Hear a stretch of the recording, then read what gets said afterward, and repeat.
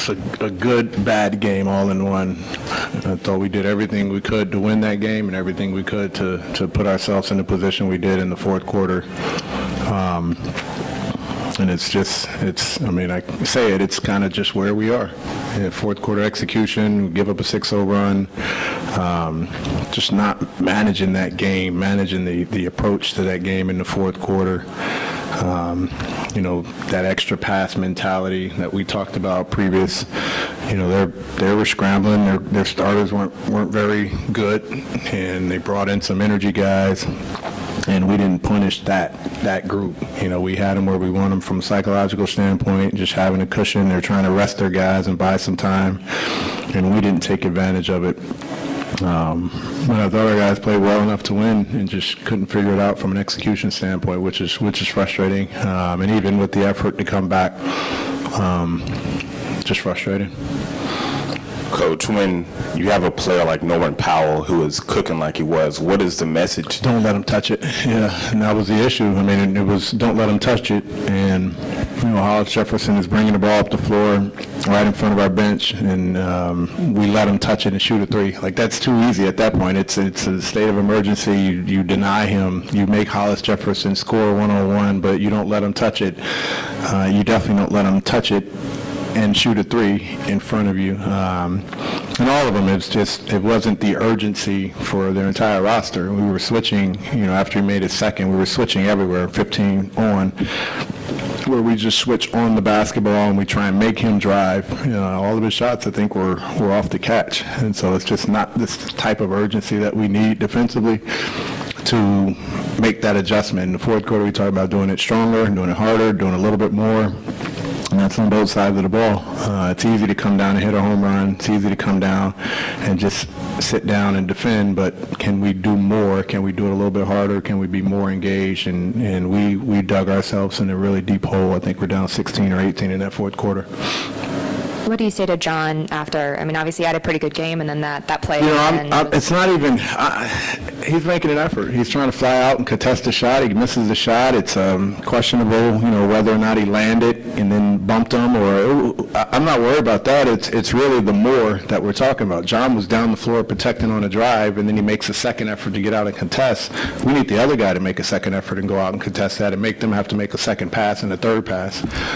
So I appreciate his effort to fly out there. It's tough when you're just lunging and doing everything you can to contest the shot, and you get the bad end of the whistle or the landing or whatever it may be, but someone else should have been rotating to that, and that's the more that we don't have right now. We were doing a great job of it for 3 quarters, and we just didn't do a good job in the fourth quarter. What did you see from DeAndre Hunter, and then how much did it hurt to not have him? Yeah, I mean, it's fouls in general. I'm sure you guys at the end of the third quarter, you're looking at our lineup, but DeAndre Hunter's got 4, and Bruno picks up his foot before I can get him out, and John gets his third. I throw Kevin back out there, and he picks his 4th up real quick.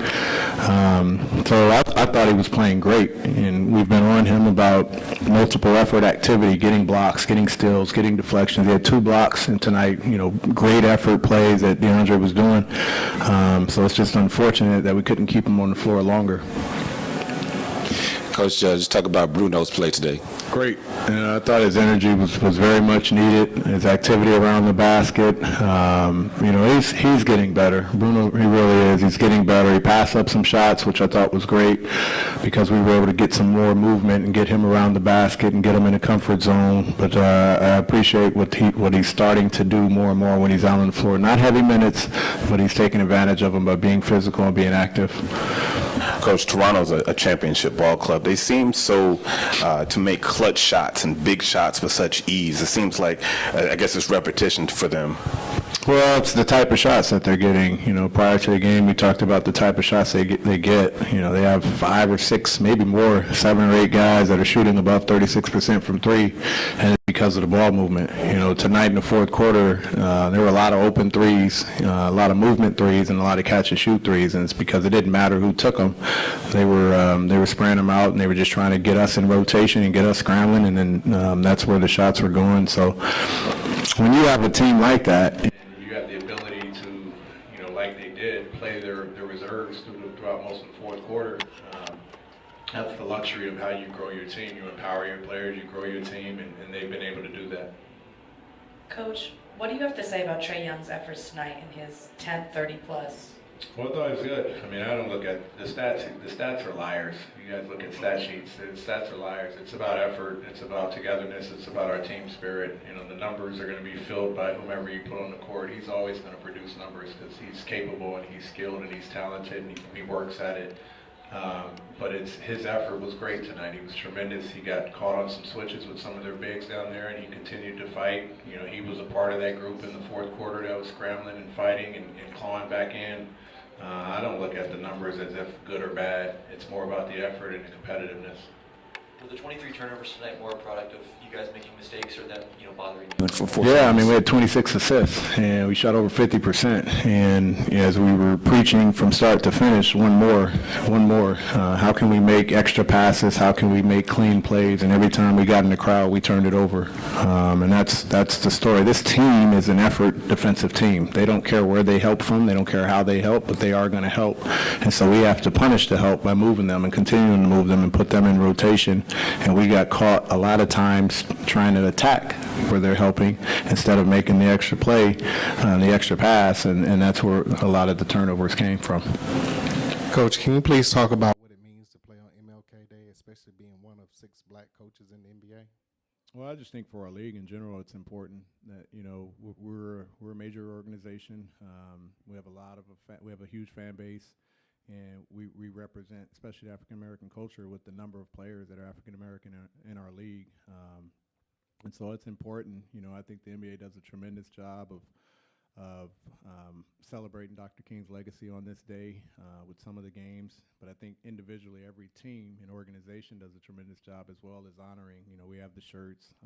There's programs going on throughout the city. We're going to take our team to the King Center tomorrow instead of practicing. But it's important. It's just, understanding here in Atlanta what Dr. King meant to this community, to this nation, and us as an organization that represents so many people. It's important that we not only honor and understand the legacy, but we continue to do our part as well. And Coach, what do you tell your team? Of course, they're a young team to be able to close out games, especially when they're coming down to the stretch. Same message. The mindset going into the fourth quarter has to be different. It's understanding how to manage a game. It's understanding how to be organized offensively. The level of communication has to go up. We're in a my bad mentality, and that's kind of what a lot of guys do in sports. My bad, my bad. You have to come in knowing you can't say my bad in the fourth quarter. You've got to get it done, and that's important to understand. It's a mindset that has to change. You come into that game, we have to get stops. We have to be organized. We have to execute. We have to set screens.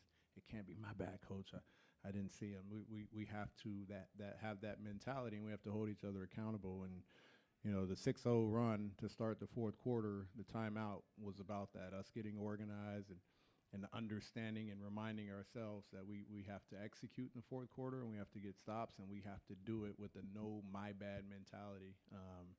That's just been an Achilles heel. It's a young team. I don't know if it's a young team, old team thing. It's just been our thing. And our thing in the fourth quarter has to get better, and we have to change the mindset going into the fourth quarter.